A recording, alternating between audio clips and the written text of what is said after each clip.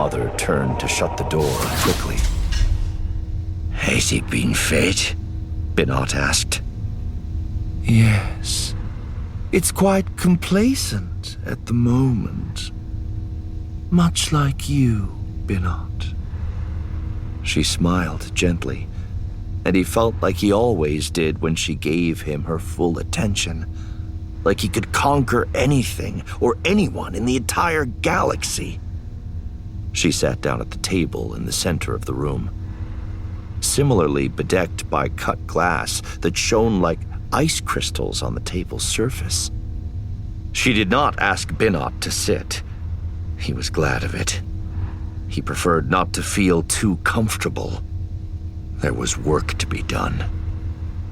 My ship is ready to go, Binot said. And Goikanok?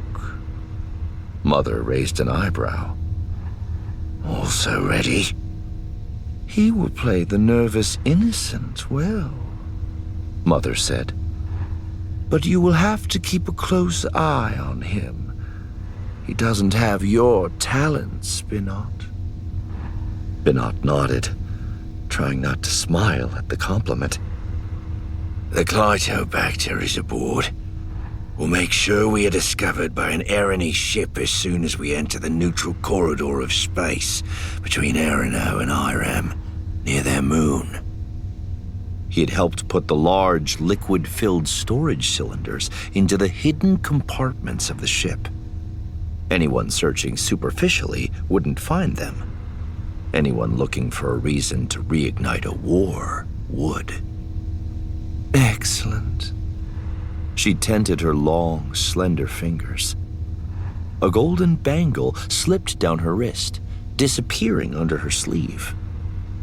You'll blow your engines when you're close to Erino space, and demand to be led to the moon for repairs.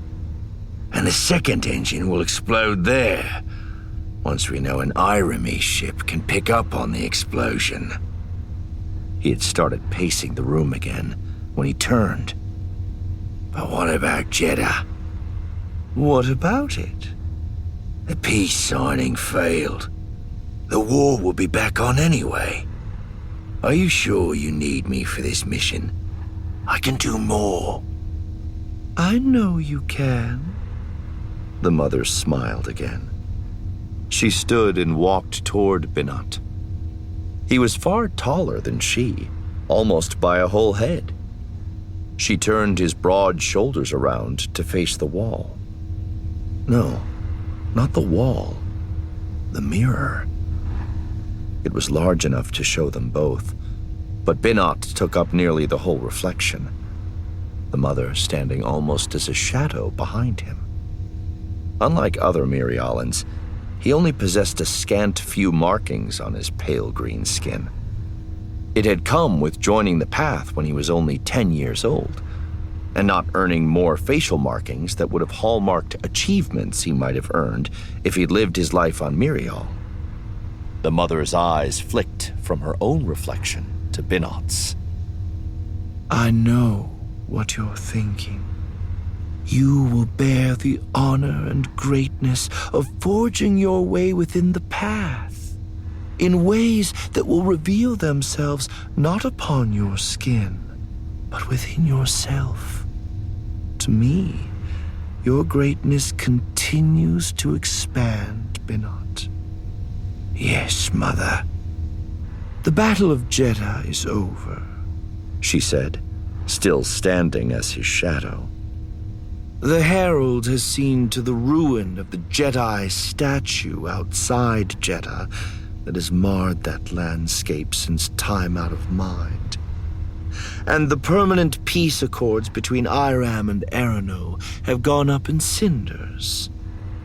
Her hands stiffened against Binot's shoulders. Something about Jedha bothered her. The Herald incited a riot against Force users. Was that not the plan? Binot asked. The mother hesitated. She released Binot's shoulders and began to walk around him slowly as he stood still, frozen.